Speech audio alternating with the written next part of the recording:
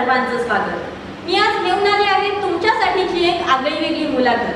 परंतु त्याआधी रायगडातील विश्वासार्ह आणि ताज्या घडामोडी जाणून घेण्यासाठी लगेचच सबस्क्राईब करा केव्ही न्यूज रायगड. रेवदंड्यात राहणारी मध्यमवर्गीय कुटुंबातील अतिशय सामान्य मुलगी कृतज्ञा हाले ते पायलट कॅप्टन कृतज्ञा इथपर्यंतचा सामान्यातून असामान्याकडे केलेला यशाचा प्रवास आणि या यशाच्या प्रवासाची दखल घेतली कृषीवलच्या टीमने. तर चला पाहूया कृषीवल टीम सोबत कॅप्टन कृतज्ञा हाले यांची मुलाखत. स्वप्न जेव्हा स्कूलमध्ये होती तेव्हा मला काहीतरी डिफरंट करायचं. स्कूलमध्ये सगळे लाईक क्वेश्चन विचारायचे जेव्हा टीचर्स, तेव्हा आन्सर एकच स्टँडर्ड असेल, इंजिनियर डॉक्टर. मग त्यामध्ये माझा इंटरेस्टच नव्हता, आधीपासून इंटरेस्ट नव्हता. सो 8, 9, 10च्या दरम्यान मी रेवदंडाची आहे ना, तर तिथे ब्रिज आहे रेवदंडाचा, तर आम्ही जेवल्यानंतर रात्री वॉकिंगला जायचो. सो विमानाची ब्लिंकिंग लाईट दिसायची रात्री, तर माझं अटेन्शन तिथेच जायचं. मी तिथे बघत असायचे 10-15 मिनटं असं बघत असायचे. आणि न्यूजपेपरमध्ये 1-2दा असं आलेलं वैमानिक म्हणून मुलगी, तर पप्पा मला दाखवायचे न्यूजपेपरमध्ये, अरे बघ मुलगी वैमानिक. मला असं वाटायचं मग मी पण होऊ शकते का, पण कसं ते माहिती नव्हतं. माहितीच नाही कसं करायचं, मार्गदर्शन नाही, कोणाला विचारणार, की कोणाला विचारण्यासारखं पण आहे पण नाही. सो माझे एक मामा आहेत म्हणजे पप्पाचे बेस्ट, तर त्यांनी त्यांच्या कॉन्टॅक्ट थ्रू एका पायलटला माझ्या भेटवलं. मग त्यांना सांगितलं की मला करायचं एव्हिएशनमध्ये करायचं आहे, पण मला माहीत नाही कसं करायचं. तर तेव्हा त्यांनी सांगितलं की तू करू शकते. मी त्यांना ऑप्शन सांगितले की मला काहीतरी एव्हिएशनमध्ये करायचं, पण काय करू, मला पायलट बनायचं आहे, पण कसं बनायचं. तेव्हा मी डिसाईड केलं. जेव्हा त्याला भेटली मग थोडे माझे क्वेरीज जे होते ते क्लिअर झाले. कारण मार्ग तर पाहिजे ना आपल्याला कसं करायचं. पण मग 12thला किती मार्क्स स्कोअर करावे लागले किंवा 12 PCM 70%. At least 70 at least 6 marks. अच्छा. PCM ग्रुपला त्या ॲटलीस्ट 70% आणि academics overall academics like 65 above. आणि बाकी फिजिकल ॲबिलिटी मेडिकल. अच्छा, टोटल हेल्थ चेकअप होतं. टोटल हेल्थ आणि तो फिटनेस सर्टिफिकेट कुठून सिव्हिल एव्हिएशन ऑफ ऑथॉरिटी जे अच्छा दिल्लीला आहे. तिथून येतं. तर मग त्यांचे ऑथराइज डॉक्टर्स आहेत. क्लास 2 क्लास 1 मेडिकल्स, तर पूर्ण बॉडी चेकअप होते. क्लास 2 मेडिकल पहिले होतात, मग क्लास 1. तुम्ही मेडिकली फिट आहात तर तुम्हाला मेडिकली पास करतात. What about written test? Written civil aviation authority त्यांचे एक्झाम्स असतात. एक्झाम्सचं प्रिपरेशन कसं काय? त्याचे पर्सनल क्लासेस असतात. अच्छा, म्हणजे where? Delhi is a hub. दिल्लीला द्वारका म्हणून एक जागा आहे, तिथे अख्खा एव्हिएशनचे क्लासेस तिथे होतात. अच्छा. मी मुंबईला गेले त्यावेळेला 1-2 कॅप्टन्स होते जे मुंबईला करत होते. मुंबईला आताही आहेत, पण ते एवढं फिजिबल नाही आहेत. आणि मी क्लासेस ते एक्झामचे नंतर घेतले. मेडिकल्स केले, मग मी फ्लाईट केले, मग मी क्लासेस. तर लायसन्स घेण्यासाठी तुमची रिक्वायरमेंट आहे फ्लाईट ट्रेनिंग. म्हणजे तुम्ही आता एज्युकेशनसाठी ॲडमिशन घेणार, त्यानंतर ते शिकवणार, अच्छा. त्यानंतर फ्लाईट स्कूल शिकवणार. ते किती वर्ष किती महिने? ते डिपेंड असतं सगळ्यांच्या ॲबिलिटीवर की तुम्हाला तुम्ही किती वेळ एक्झाम. लागला? मला ट्रेनिंग मला 4 वर्ष गेली. माझं बापरे. लायसन्स यायला 1 year गेलं. मी वर्षभर दिल्लीला फेऱ्या मारत होते माझ्या लायसन्ससाठी. आणि वर्षानंतर माझं लायसन्स झालं. ग्रेट. कधी मिळालं? 2013. अच्छा. आणि मग आता तू 13 नंतर पहिलं जॉईनिंग कुठे? 2018. म्हणजे तसं म्हणायला गेलं तर खडतर आहे ते. एवढं म्हणजे इझी अचिव्हमेंट नाहीच आहे, ॲब्सोल्युटली नाही. अजून तरी मी अडथळे सांगितलेच नाही. सगळं हे जुळून येणं फार कठीण आहे. Rear exceptional. माझ्यासोबत आता किती मुलं होती CPL करायला फिलिपिन्सला. म्हणजे आम्ही जवळजवळ 20-25 लोक होते, पण त्यातली सक्सेसफुल हार्डली 4-5 लोक झाली. ॲट प्रेझेंट आता कुठे वर्किंग प्लेस? गोव्यामध्ये. म्हणजे फ्लाय मुंबईवरून होते. आधी बँगलोरला होते मी 3 किती वर्ष. आतापर्यंत तुमचा एक्सपिरियन्स? 1700 तास होता. 1700 तास. असं काही एक्सपिरियन्स आहे का, म्हणजे असं सडनली? हां, खूप वेळा वेदर चेंज होता. आता रिसेंटली मी वाराणसीला लँड झाली आणि लँडिंग झाल्यानंतर सेकंड सेक्टर माझं होतं आणि माझं टेकऑफ होतं. तर वेदर वगैरे आम्ही आधीच घेतो. त्यानंतर वाराणसीला असं ढगाळ वातावरण झालं. लगेच 5 मिनिटामध्ये ढगाळ वातावरण. मी कॅप्टनला सांगते समथिंग इज चेंजिंग. वेदर थोडं मला डिफिकल्ट वाटतं. बोलला ते आलं अचानक आणि अख्खं विमान आमचा फिरत होतं. पण आम्ही ते एरोब्रिज ज्याच्यावरून आपण चालत येतो ते आम्ही अटॅच ठेवतो. कारण का जर ते काढलं तर अजून विमान हाडणार. असं कधी इमर्जन्सी लँडिंग वगैरे करायला लागते? हां, मी एकदा बँगलोरवरून आम्ही फुकेटला जात होतो 3 वर्ष झाली. जस्ट टेक ऑफ केला गेला एक सेन्सर काहीतरी कार्गो डोर ओपन आहे असं आलेलं. ओके. कार्गो डोरच ओपन आणि फुल फ्लाईट होती आणि रात्रीची फ्लाईट होती. तर कार्गो डोर ओपन म्हणजे आता आम्हाला काही दिसत नाही पाठचं की खरोखर तो डोर ओपन आहे नाही ओपन आहे. सेन्सर तर दाखवते येते की बाबा ओपन आहे, पण आता ते विचारणार कोणाला की ओपन आहे की नाही. आम्ही तर टेक ऑफ करतोय 10,000 फीटवर पोहोचतोय आणि रात्रभरची फ्लाईट असते आणि ओशानिक फ्लाईट असते म्हणजे पूर्ण आपल्याला ह्याच्यावरून सीवरून पूर्ण जायला लागतं. जरी काय ते झालं डायव्हर्जन करायचं झालं लँड करायचं झालं रात्री कुठेच नाही ना तिथे लँड करू शकत. आम्ही परत आलो खाली. लँड झाल्यानंतर लँडिंग केल्या गेल्या ते गेलं. It was a sensor problem. Okay. पण जर आम्ही आता गेलो असतो आणि सपोज तो सेन्सर प्रॉब्लेम नसता, सपोज ते ओपन असतं, आम्ही रिस्पॉन्सिबल होतो. आम्ही प्रेडिक्ट नाही करू शकत अरे सेन्सर असेल की काय असेल. म्हणजे असे टेक्निकल इश्यूज येतात. हां, खूप येतात टेक्निकल. आपण रॉस्टर करतो पूर्ण 10 दिवसाचा 15 दिवसाचा स्केड्यूल येतो आमचा. ते रँडम असतं, कोणी कोणासोबत पण फ्लाय करतो, पण एकच माणूस एकासोबत कायम नाही करू शकतो.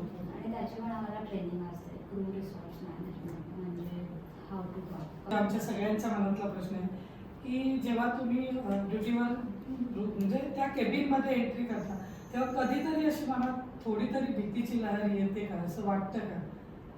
किंवा कधीतरी असं वाटतं का देवाचं नाव घ्यावं आणि आता स्टार्ट करावं? देवाचं तर रोजच नाव घेऊन स्टार्ट करते. पहिलं माझं गेला गेला असं असतं. ते तर सुरुवातच तशी होते.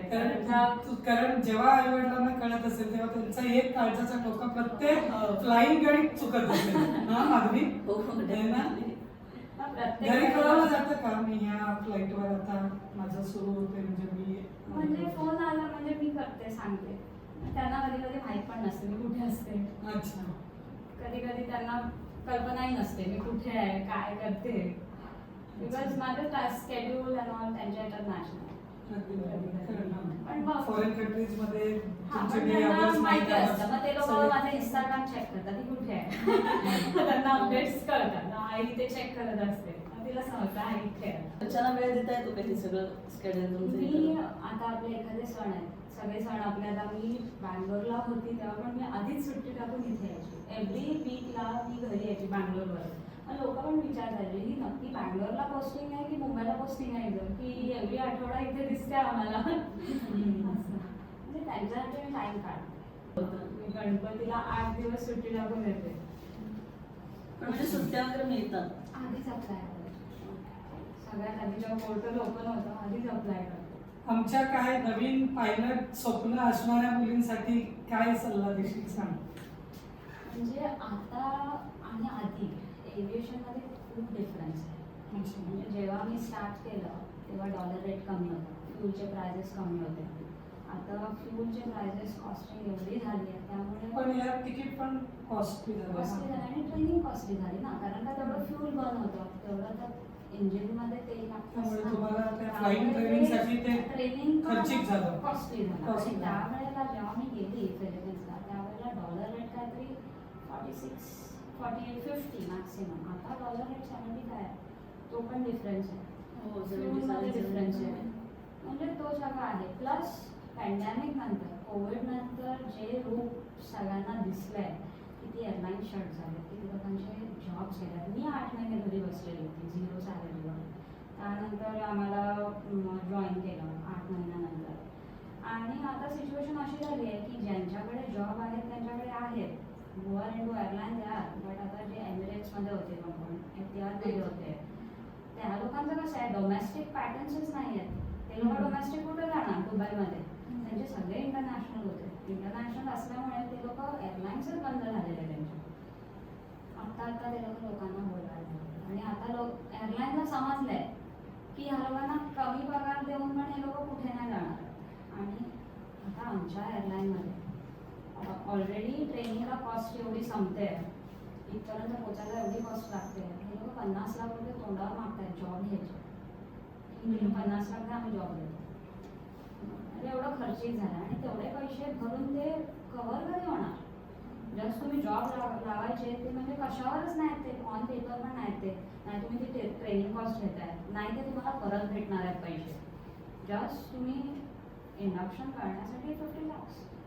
आणि आम्ही बघितले आहेत लोक देत आहेत 30 लाख 50 लाख देत आहेत लोक, आणि ज्यांना फरक नाही पडत ते लोकांना काय नाही वाटत. पण जशी आपली मिडल क्लास फॅमिली आहे तिथे खूप लोकांना डिफिकल्ट आहे हे तरी किती सगळं. तुमचं सगळं एज्युकेशनल आणि हे सगळं ट्रेनिंग पिरियड मधले एक्सपेन्सेस थ्रूआउट किती झाले? माझं झालं 89. आपण मग ते हे 2000 बिफोर 2013 टिल 2018 म्हणजे 2009 पासून ते 2018 पर्यंत. फर्स्ट जॉईनिंग 18 ची आहे का? कारण का जोपर्यंत तुम्ही इंडक्ट होत नाही एअरलाईनमध्ये तोपर्यंत खर्च संपत नाही असं आहे. कारण तुमच्या का फेऱ्या मारणं हाही एक मोठा खर्च आहे. दिल्लीला इतक्या फेऱ्या मारणं. आणि ते आता तुम्ही बोललात की फेऱ्या मारणं खर्च आहे, तर आमचे एक्झाम्स इथे तिथे असतात. कुठल्या हैदराबादला एक्झाम, कुठे कोलकाताला एक्झाम, ते एक्झाम्स अटेंड करायला पण जावं लागतं. माझ्या वेळेला तर प्रत्येक वेळेला ऑब्व्हियसली फ्लाईटने जावं परवडायचं नाही, तर मग मी ट्रेनने जायचे. दिल्लीला ट्रेनने जाणं म्हणजे मी जीव हातात घेऊन 17 तास मिनिमम. मी जरी राजधानीने जायची राजधानी. पण कारण का लोक त्या ट्रेनमध्ये कशा असणार, मी महिना दिल्लीला राहायची ट्रेनिंगसाठी, आणि दिल्लीची लोक ऑल खूप विचित्र लोक आहेत. आणि म्हणजे खरोबर जीव Non हातात helpful. घेऊन मी ट्रॅव्हल करायची. बँगलोरला मी रात्री बसने जायची, म्हणजे फ्लाईटने पण जायची, पण not every time not possible फ्लाईटने जाणं आहे नॉट. हे सगळे पण अडथळे खूप होते. आणि हे पण नाही की बाहेर किंवा फिलिपिन्सला राहिलं तेव्हा तर खूप स्ट्रगल करायचं, तर तिथे आपलं कोण नसतं आपल्याला हेल्प करायला. आणि स्वतःच्या जोखमीवर राहायचं. सपोर्टिव्ह असं घरचं दारचं कोणीच कोणच नाही. नाही. आणि जरी नुसतं बॅकिंग असलं तरी ते इमिजिएटली तिथे नाही ना पोहोचू नाही. शकत. क्युरियस आहे की आपले एव्हिएशन सेक्टरमध्ये आता यू आर अ कॅप्टन, तर ह्याच्या पुढे काय असतं? लाईक ह्याच्यापासून सुपिरियर कुठलं डेझिग्नेशन आहे? आता I am on right seat. काही वर्षांनी आता माझे आता सर्टन आवर्स लागतात लेफ्ट सीटला. माझे ऑलरेडी 1700 तास झाले. 3000 तासानंतर माझे एक्झाम्स अजून क्लिअर करायचे. परत ते DGCAचे एक्झाम्स असतात. मग ते हायर लायसन्स म्हणजे एक आता माझं लायसन्स आहे त्याच्याहून हायर म्हणजे एक म्हणजे पोस्ट ग्रॅज्युएशन सारखं. अच्छा. मग ते हायर लायसन्स घ्यावं लागतं. बेनिफिट कसं? लेफ्ट सीटवर येण्यासाठी ते रिक्वायरमेंट आहे. आता म्हणजे इट्स लाईक डिग्री की तुमच्याकडे ही डिग्री आहे म्हणून तुम्ही इथे येऊ शकता. मग मी लेफ्ट सीट आल्यावर आय एम द कमांडर. अच्छा. आणि कमांडर झाल्यानंतर आता आम्ही एअरबस आम्ही त्या विमानावर आहोत, त्याच्यासाठी आम्हाला ट्रेनर तर आहेत ना जे ट्रेन केले आम्हाला. हा. अच्छा, नेक्स्ट तुमची ती नेक्स्ट पोझिशन. ट्रेनर. एका साईडला ट्रेनर बसतो, एका साईडला न्यू फ्रेशर बसतो. ट्रेनिंग फ्रेशर जो जस्ट जॉईन झाला. मग पहिलाच तो बसून काही नाही करू शकत. इवन त्याला थिओरिटिकल आहे नॉलेज, प्रॅक्टिकल नॉलेज तो विमान म्हणजे आता कसं आहे ही आपल्याकडे एक गाडी आहे, ही मर्सिडीज, ही BMW आहे. आपण गाडी ही चालवतो ही पण चालवतो, तसं विमान नाही चालू शकत. हे चालवतो तर हेच चालू शकतो. दुसरं विमान जर चालवायचं आहे तर त्याची एक्झाम असते, त्याचा अभ्यास असतो, कारण का त्याचा सिस्टम वेगळा असतो. तर प्रत्येक विमानाची ट्रेनिंग वेगळी असते. आता माझ्याकडे 5 विमानांची ट्रेनिंग आहे. पण जॉब स्विच करायचं असेल तर कसं करायचं? आता मला एअरबस 320वर मी आहे, तर मला एअरबस 320च करायचं. मला दुसरं जरी करायचं झालं तर मोठं करायचं, जे एअरबस 330. मग ते सपोज करायचं झालं मग त्या एअरलाईन कुठल्या एअरलाईनमध्ये ते विमान आहे का ते पहिलं बघायचं. मग जर सपोज तुम्हाला चेंज करायचं आहे विमान तर मग ती ट्रेनिंग घ्यावं लागणार. एशिया प्रेफर करशील, युरोप प्रेफर करशील? तो फ्लाईट मला सगळीकडेच आवडतं जायला. Even सगळं Middle East? नवीन, हां सगळं नवीन इथे कारण का मला जायला भेटलं. तिथले एअरपोर्ट वेगळे असतात, तिथले लँडिंग, तिथलं टेक ऑफ, तिथलं सगळंच नवीन असतं. सगळं वेगळं एक्सपिरियन्स करायला आवडतं आणि फिरायला भेटतं सगळीकडे. सगळं cuisine तिथलं खायला भेटतं. पण तिथे गेल्यानंतर आपण इंडियन्स आहोत आणि आपल्या इंडियन एअरलाईन्सच्या हे फ्लाईट्स आहेत, तर तिथे तुमचं कसं म्हणजे तुम्हाला कसं रिसीव्ह केलं जातं? आम्हाला कसं असतं कंपनी आता हॉटेल बुक करते मग हॉटेल बुक केल्यानंतर ते लोकच कंपनी आमची ट्रान्सपोर्ट पण प्रोव्हाइड करतात. अच्छा. मग आम्हाला एअरपोर्टला गेला ड्रायव्हर घेऊन जातो. मग ते बोर्ड असतं कॅप्टन अच्छा. दोघांची नावं असतात. मग आम्ही त्यांच्या- आणि ऍक्च्युअल तिथलं ऍडमिनिस्ट्रेशन आहे जे तिथलं याच्यावरचं एअरपोर्टवरचं ते तुम्हाला तुमच्याबरोबर एकदम पोलाइटली राहतात हे राहतात की कसं ऑलरेडी हां चांगले असतात. कारण का कल्चर ते म्हणजे ते सगळी तुमचं सगळ्यांचं कल्चर एकच असतं म्हणजे त्याच्यामध्ये कुठल्या देशाचं आणि काही हे म्हणजे नसतं. तो बॅरियर नसतो कुठला हम्म. कल्चरल बॅरियर किंवा लँग्वेज लँग्वेज बॅरियर येतो. येतो हां बरेच ठिकाणी येतो की ॲक्सेंट नाही समजत. की दुबईला वगैरे जेव्हा ATC सोबत आम्ही बोलतो हां. तर दुबईला मोस्ट ऑफ द लंडनचे UKचे तिथले ATC कंट्रोलर्स आहेत. तर एक दोनदा नाही समजत पण जर आपण सारखं जात राहिलो तर आपण समजून जातो. आणि जरी नाही समजलं आपण कन्सिडर नाही करायचं की हा काय बोलतोय. जरी नाही समजलं आपण 2 वेळा 3 वेळा विचारू शकतो पण कन्सिडर नाही करायचं. तो जो बोलतोय डिसेंट टू फ्लाईट लेवल 100 आणि मी ऐकते डिसेंट टू फ्लाईट लेवल 110 मी तिथे डिसेंट नाही करू शकत तिथे कारण ऑलरेडी विमान आहे किंवा तिथे विमान असू शकतो. सो मी ते नाही करू शकत कन्सिडर अज्युम नाही करू शकत. अज्युम करून काहीच नाही करू शकत. मी लेफ्टचे राईट पण नाही जाऊ शकत अजून किंवा लेफ्ट जो 5 डिग्रीज जात आहे तर ते 5 डिग्रीज पण नाही जाऊ शकत. इकडच्या नवीन मुलांना जर या क्षेत्रात जायचं असेल तर मग काय सजेस्ट कराल की कसं जायला पाहिजे त्यांनी? पहिली गोष्ट तर जर फायनान्स प्रॉब्लेम नसेल तर मी सजेस्ट करेन. कारण का जे एवढे पैसे होतून पण जर तुम्हाला ते पाहिजे ते नाही भेटत आहे तर जसं माझं मी सांगते 2013ला CPL आलं पण CPL नंतर पण असं नाही की मला कसं असतं आपण डायरेक्ट जाऊन असं जॉब अप्लाय नाही करू शकत. त्यांची जेव्हा वेकन्सी येते प्रत्येक एअरलाईनची त्या वेकन्सीमध्ये आपण अप्लाय करू शकतो. ते टचमध्ये राहिलं तर पाहिजे. ती वेकन्सी आता जेव्हा मी 2013ला माझ्याकडे CPL अप्लाय केलं 14ला मला भेटलं CPL. मग त्यानंतर वेकन्सी 4 वर्ष वेकन्सीच नव्हते आले. एक फक्त एअर इंडियाची आलेली 2016ला ती पण काय एअर इंडियामध्ये सेटिंग असते की हा याचा हा त्याचा हे त्याचं असं आपलं कोण नाही आहे एव्हिएशनमध्ये नाही आपण कोणाला ओळखत. सो तिथे आपली लोक मारतात आणि त्या लोकांची ऑलरेडी एवढी सेटिंग असते ना म्हणजे हा या पायलटचा कुठल्या रिजनमध्ये जास्त त्या पायलटचा मुलगा हा आहे त्या पायलटचा मुलगा ती आहे की हा काका यायचा हा मामा आहे. सो त्यांची सेटिंग ती आधीच होऊन गेली. मग त्यानंतर असं होतं की CPLच केलं म्हणजे जे पहिलं आपलं हे असतं ट्रेनिंग ते ट्रेनिंग झाल्यावर आधी कसं असायचं की मोठ्या विमानावर एअरलाईन ट्रेन करायची की तुम्ही ते आता बेसिक लाईक ग्रॅज्युएशन सर्टिफिकेट घेऊन या आम्ही तुम्हाला ट्रेन करू. पण ट्रेन थोडा बदलत गेला. 2014-15 पासून ते लोक ऑलरेडी काही लोक असे होते ज्यांना खूप एव्हिएशनची आधी नॉलेज असते जे एव्हिएशनमध्ये आहे त्यांचे मम्मी पप्पा किंवा ते मग ते काय करायला लागले मोठ्या विमानांवरच ट्रेनिंग त्यांना करून यायला लागले नंतर. मग ती वेकन्सी एअरलाईनमध्ये मोठ्या विमानांचीच यायला लागली डायरेक्ट म्हणजे ट्रेनिंग ते लोक नाही करणार तुम्ही ट्रेन करून या त्यावर मग आम्ही तुम्हाला देतो. मग परत ती पैशाची बाब येते एवढे पैसे खर्च करून ट्रेनिंग घ्यायची. मग आता ट्रेंड असा आहे की CPLला वेकन्सीजच नाही ते लोक डायरेक्ट मोठ्या विमानांची ट्रेनिंग केलेल्या त्यांनाच वेकन्सी काढतात. त्यामुळे त्यांना ते इझी होत नाही. आता तो ट्रेंड असा झालाय म्हणजे 2016 पासून असा ट्रेंड झाला. मला सुद्धा मग जावं लागलं 2017ला मी गेली मोठ्या विमानाचं करून लागले ट्रेन. ते कुठे गेलं? स्पेनला. स्पेन. ते ऑलमोस्ट सगळ्याच कंट्रीज फिरून झाले आहे आयदर ट्रेनिंगच्या निमित्ताने किंवा फ्लाईटच्या निमित्ताने. तर मग त्यानंतर मग वेकन्सीज खूप आल्या वर्षभर 5 वेकन्सी झाल्या सगळ्या ह्याच्यासाठी. गो एअर इंडिगो आली गोअर आली एअर इंडिया आली आणि एअर इंडियामध्ये म्हणजे माझं झालं हैदराबादला होती त्याची ट्रेनिंग आणि त्याची ती एंट्रन्स पण आपण जे एक्झाम द्यायला जातो त्याचे पण पैसे घेतात ते. असं नाही की ते आपण फुकटमध्ये करतोय इंटरव्ह्यू आहे मग म्हणजे 4-5 राऊंड्स असतात. पहिलं तर सिम्युलेटर चेक त्याच्यावर चेक करतो सगळं एमर्जन्सी प्रोसिजर्स वगैरे आम्ही कशा हँडल करतो म्हणजे इंजिन फेल झालं तर कसं हँडल करतो तसं ते सगळं चेक होतं आधी. तो 1 नॉटचा सेशन असतं त्याच्यासाठी पण हे लोक चार्ज करतात एअरलाईनमध्ये. असं नाही की ते लोक एक्सपेन्स करतात म्हणजे ट्रेनी पायलटला गेटिंग अ जॉब एवढं डिफिकल्ट झालेलं आहे. आणि जर आपण एवढा खर्च केला आहे मोटिवेट एकच असतो ना बाबा ते फ्लाय करायचं आहे ते तिकडे पोचायचं आहे एकच मोटिव्ह असतो. ती खूप hectic profession. How you keep yourself healthy? रात्रभर फ्लाय करते आणि त्याच्या आधी कसं होतं, आपण दिवसभर झोपू नाही शकत. मी संध्याकाळी झोपली 2-3 तास फ्रेश असते, पण मग रात्रभर तर जागरच आहे.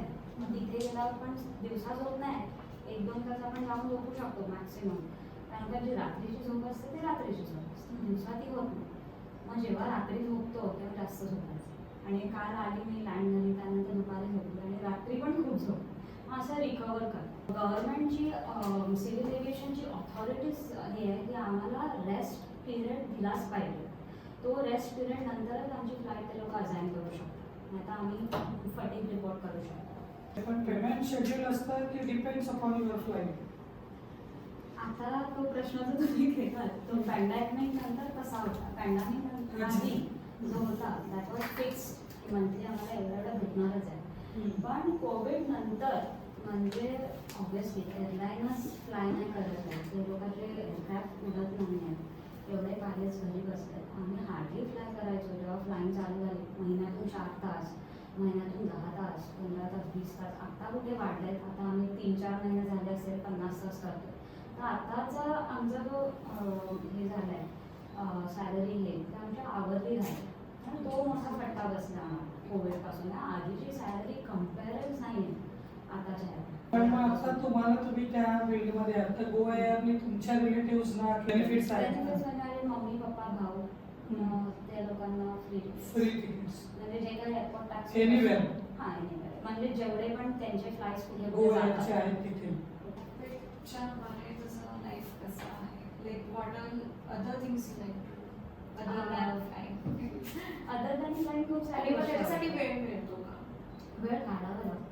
खूप साऱ्या गोष्टी आवडतात, लाईक जेवण बनवायला आवडतं. काही 2 वर्ष झाले मी यूट्यूब चॅनल ओपन केलं, पण त्याला मला वेळ कमी पडतो. म्हणजे खूप क्युरियस येतात ना असे नवीन पिढीच्या मुलांचे की जे काही ॲक्च्युली त्यांना इन्फॉर्मेशन की काय मी देऊ शकते ते मी कसं प्रोव्हाइड, किंवा माझे ट्रॅव्हल ब्लॉग्स असतात. ती पण आवडेल पण आहे. आवड तर खूप आहे, भरपूर असं. पण हे फील्ड कदापि सोडायचं नाही. हे सोडायचं नाही. त्याला काही एज क्रायटेरिया वगैरे असतो का, म्हणजे रिटायरमेंट वगैरे असं काही? 65. फ्लाय करू 65 चांगलं आहे मग.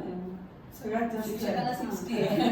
फ्लाय करायला 65 सगळ्यात मजा. आपण मेडिकली फिट आहोत. आता ॲट द एज ऑफ 58 पासून मेडिकल्स इयरली 2ला होतात, नाही तर आता आमची इयरली 1 वेळा होते. मग मेडिकली जर फिट असेल 65.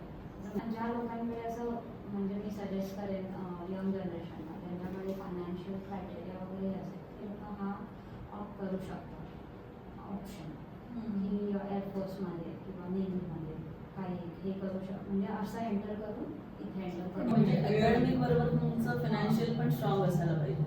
असं जायचं असं आहे नाही. का? असं म्हणजे प्रत्येक ह्याचं सगळेच काही फायनान्शियल स्ट्रॉंग नसतं. म्हणजे आय नो पीपल ज्यांनी त्यांचं राहतं घर पण लोन घेऊन केलेलं आहे, पण सक्सेस रेट तसा झाला पाहिजे ना. सपोज सक्सेस नाही झालं तर काय, किंवा नाही झालं तर काय, ऑपॉर्च्युनिटी मग काय असं आहे ना. मी खूप सारे असे मुलं बघितले आहेत. आत्ता इव्हन ज्यांनी 50-50 लाख भरले आहेत त्यांनी त्यांचं स्वतःचं राहतं घर लोन घेतलं आणि केलं. असं काय होतं का, म्हणजे मध्ये जर आपण गॅप घेतली तर मग पुन्हा रिजॉईन करायला काय डिफिकल्टीज येतात का? किंवा पुन्हा असं परत ट्रेनिंग वगैरे असं काय करावं लागतं? ट्रेनिंग असतं परत एव्हरी 6 मंथ्स. आम्हाला एव्हरी 6 मंथ्स ट्रेनिंग असतं. जे किती period करतो? आम्ही रोज फ्लाय जरी करतोय आम्हाला एव्हरी 6 मंथ्स ट्रेनिंग असते. How long? तो अच्छा. म्हणजे काय त्याच्यातून नवीन टेक्निक्स नाही, किंवा नवीन टेक्निक तर रोजच अपडेट्स असतात, तो अभ्यास रोजच असतो.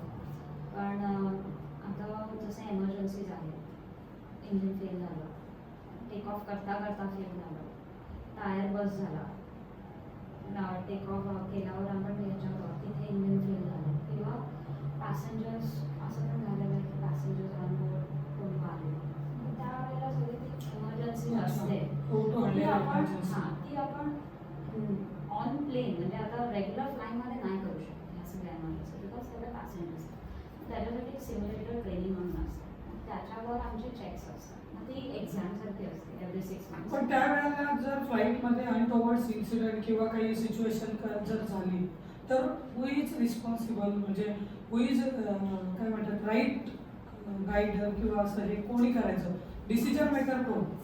तुम्हीच. अच्छा. कारण का आम्हाला माहिती आहे काय झालं आणि आम्हालाच डिसिजन. पण मग त्या कशा हँडल करतात? एकीकडे तुमचं फ्लाईट गोवन या सिच्युएशनमध्ये आहात आणि इथे केबिन सोडून पुन्हा तुम्ही मेन ह्याच्यामध्ये कसं काय ते हे करता? कोणाकडून ते?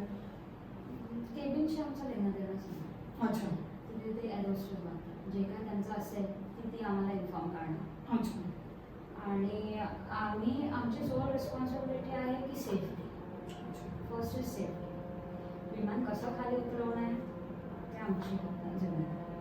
कसं पॅसेंजर्सला सगळ्या पॅसेंजर्सला सेफ आणायचं आहे ते आमची. अच्छा.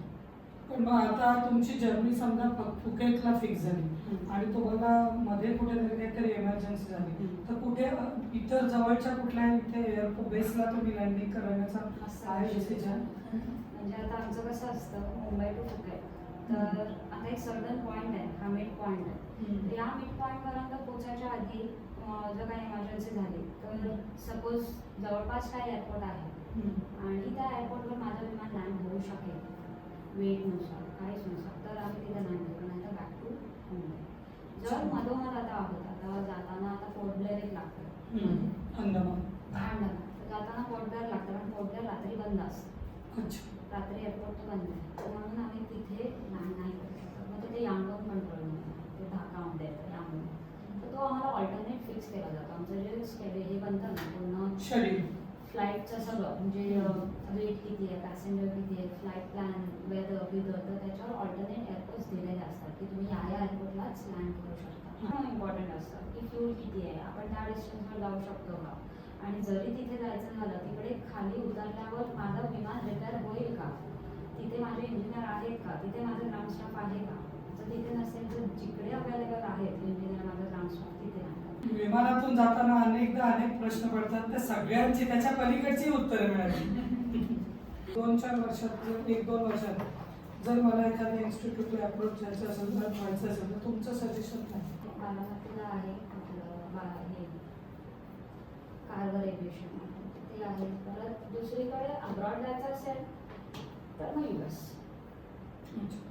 आणि कमी खर्चात म्हणजे असं काही प्रेडिक्ट नाही करू शकत. आणि मी तर बोलेन की कमी खर्च असं बघायचंच नाही या फील्डमध्ये, कारण का मी एजंट थ्रू आली, कमी खर्चात पाहिजे होतं, इन्फॉर्मेशन होती, आम्हाला वाटलं जस्ट CPL आहे त्यानंतर झालं, कारण का पुढचे स्टेप्स माहितीच नव्हत्या ना. आणि मग एजंट थ्रू आले म्हणून आम्हाला खूप फटका बसला, ते फसवणूक झाली.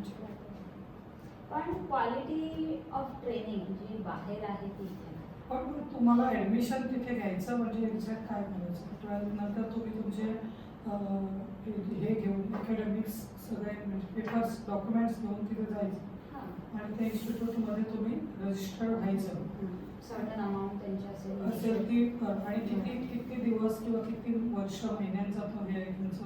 तेच की आपण कसे पेपर्स क्लिअर करतो आपल्यावर आहे की आपली ॲबिलिटी किती. आणि बेसिक तिकडे काय तुमचं ट्रेनिंग घेताना इतर काही तुम्हाला हे आहे का, म्हणजे फ्लाईंग व्यतिरिक्त तुम्हाला काही अजून लेक्चर्स किंवा हे ग्राउंड ट्रेनिंग असतं. ग्राउंड ट्रेनिंग असतं आणि तिचे तुमचे रिटर्न्स आणि बाकी हे प्रॅक्टिकल्स असं असतं. ते किती तुम्हाला स्वतःला किती लागेल वर्ष?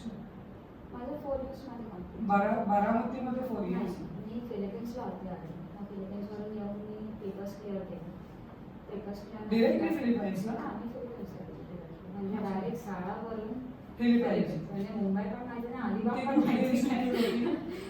ती डेल्टा एव्हिएशन. Delta aviation. पण आत्ताच्या वेळेला कुठले फंक्शनल आहेत ना ते बघणं इम्पॉर्टंट आहे. 2 वर्ष आधी काय ती फ्लाईट स्कूल करत होती तसं साधं सोपं नाही आहे ते इन्स्टिट्यूटमध्ये एंट्री करणं, एवढं सोपं नाही. आपण विचार नाही करू शकत की इथून फिलिपाईन्सला 2010 मध्ये एका मुलीने जाणं हो आणि फसवणूक होणार, होणं. ते कॉलेज बंद होणार आणि मग परत पण येईल. 2 वेळा. हो. एका स्कूलमध्ये ते झाली ती बंद, मग त्यानंतर मी काय आले माझे पेपर्स क्लिअर केले, परत गेली. ती तर स्कूल मला ऑनलाईन दिसले की बाबा आहे, पैसे भरले इथून, सगळं केलं इथून, तिथे जाऊन समजलं त्यांच्याकडे एक पण विमान नाही आहे. एवढी मोठी फसवणूक झालेली. आणि तेव्हा ते पैसे रिफंड काही नाही मिळाले किती मग त्यांनी पैसे द्यावे लागले? सांगितलं की तेव्हा मी मिनिमम काहीतरी 1.5-2 लाख भरलेले, पण आधीच्या स्कूलमध्ये माझे 9 लाख गेले. अरे बाप रे, That was like 2010 ला खूप मोठी amount होती त्यावेळेला. खरोखर हे घरदार विकणं किंवा गहाण ठेवून जाणंच आहे. आणि त्याच वेळेला मला तेच फ्लाईंग मला बारामतीला करावं लागले, तेच पैसे मला परत तिथे भरावे लागले. बारामतीला किती झाले गेले? 10-12 लाख संपले तिथे परत. अच्छा. मग माझी तर कंडिशन होती त्यावेळेला. मी तर बोलत होती मम्मी पप्पांना मी सोडते. तर मग मम्मी पप्पाने नाही, तू एवढं केलंस तू कर, आमचे पैसे गेले तरी चालते, पण एवढं केलंयस, एवढे गेलेत ऑलरेडी, मग अजून काय मम्मी विचार पप्पाला करते? तरी रिफंड झाले ना पण आता हो. म्हटलं. आता जेव्हा मला when I got to into airlines, तेव्हा जे ते मोमेंट्स होते ते प्राइसलेस होते. म्हणजे आता जे ते प्राऊड फील करतात त्यांना ते सगळं. आणि त्यांनी पण खूप सपोर्ट केला मला, म्हणजे त्यांच्या बिना मी नव्हती करू शकली. पप्पा काय करते? पप्पा गव्हर्नमेंट सर्वंट आहे, पण आमच्या बिझनेस कुठे? रेव्हरंट अच्छा. आमच्या बोटी आहेत. अच्छा. म्हणजे सलाम त्या बापा माता पित्याला. आणि म्हणजे जेव्हा त्यांना मी सांगितलं मला पायलट ट्रेनिंग करायची आहे, त्यावेळेला पण त्यांचं काय असं रिॲक्शन नव्हतं. फक्त एकच होतं की एवढे पैसे नाहीत आमच्याकडे. मग पप्पा बोलले की ठीक आहे, लोन वगैरे करू मग आपण. मग तेव्हापासूनच काही लोन वगैरे करून मग मी ते education loan me pay of करते आता. Very good. आणि माझ्या आईने पण खूप सपोर्ट केला, म्हणजे त्यांचा खूप सपोर्ट होता. म्हणजे मेन जो सपोर्ट असतो आई वडिलांचा. आई पप्पांचं किती शिक्षण झालं? पप्पा ग्रॅज्युएट आहेत, मम्मी काय 10th. पण शी इज नाईस, म्हणजे ती भाऊ support- आहे. हा, भाऊ आहे. मग तो पण सपोर्टिव्ह होता. मग मी त्यावेळेला पण जेव्हा सेकंड टाइम पण भाऊ काय पैसे करतो? तो आर्किटेक्चर आहे, पण तो आमची बोलली. अच्छा. Family business. दोनच आवडले. खूप छान, खूप छान.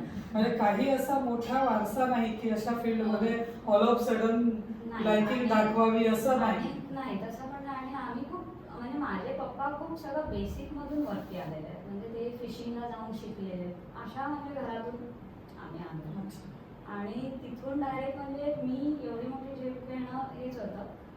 खूप आपला समाज, आपली लोक, खूप सगळं काही मम्मी पप्पांना बोलून झालं. अरे तुझी मुलगी काय करणार आहे, तिथं आज दुसऱ्याकडे जाणार आहे, तिच्यावर पैसे खर्च करून तू काय करणार आहेस, किंवा ती तुझे पैसे वेस्ट होणार आहेत. तर असं सगळं खूप काही बोलायचे. किंवा जेव्हा फ्लाईंग स्कूल तिथे सेकंड फ्लाईंग स्कूल जेव्हा बंद झाली तेव्हा आम्ही म्हणजे तिथे तो जो ओनर होता त्याने फसवला, तो इंडियन होता. तर मग तिकडे मी राहायची, त्यांनीच अपार्टमेंट एक दिलेलं होतं. तो मला त्या अपार्टमेंटमधून बाहेरच नाही पडून द्यायचा, बिकॉज त्याच्यात मी रेंट द्यायची तिथे. त्याचं रेंट गेलं असतं तर मी दुसरीकडे राहायला गेली असते. मग तो असं फसवायचा की ना आता चालू होईल, आता चालू होईल, 10 दिवसांनी, 15 दिवस. असे मी 5 महिने लिटरली एकही दिवस असा नसेल गेला तर मी रडत नाही काढलाय. म्हणजे 5 महिने मी रडत काढली. आणि मग माझा एक दुसरा फ्रेंड होता तिथे आधीच्या स्कूलमधला. मी त्याला सांगितलं मला बघ काही करून इथून मला बाहेर पडायचं आहे, नाहीतर माझं ही फ्लाईंग पूर्ण होणार नाही. मला घर बघ तिथे तुझ्या एरियामध्ये, मी तिथे येते, मला घ्यायला आहे टॅक्सीने. तर तो मला घ्यायला आला. मी माझं सामान सगळं खाली केलं, दुसऱ्या फ्लाईंग स्कूलमध्ये जाऊन मी ॲडमिशन घेतलं आणि एकटी मी तिथे राहिली. आणि एकटी राहणं तिथे म्हणजे दुसऱ्या कंट्रीमध्ये स्वतः घर घेऊन राहणं खूप डिफिकल्ट.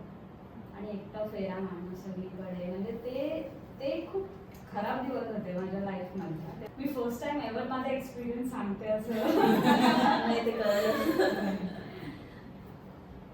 ऑफकोर्स आता मुलगी आहेस म्हटल्यानंतर घरच्यांना एक तुला स्वतःला एक लाईफ टाईम तुझं एक विमान उडलं पाहिजे संसाराचं, असं नाही का वाटत? त्याच्यावर मला काही कॉमेंट्स नाही म्हटलं आई वडील आहेत म्हटल्यानंतर बाकीचे क्वेश्चन असतात ना आजूबाजूला. ते पाहिजे असतं. हा, पण त्यासाठी कसं राईट पर्सन असणं, राईट पर्सन आणि राईट टाइम येणं. राईट टाइम आणि राईट पर्सन आणि राईट त्यांच्या घरात. बरोबर. तर आपले आई वडील आपल्याला अकोमोडेट करतात. कारण का त्यांना जर व्हॅल्यूच नाही बाबा पायलट काय आहे, त्याचा हडतूड करताय, तो उपयोग नाही. अगदी बरोबर.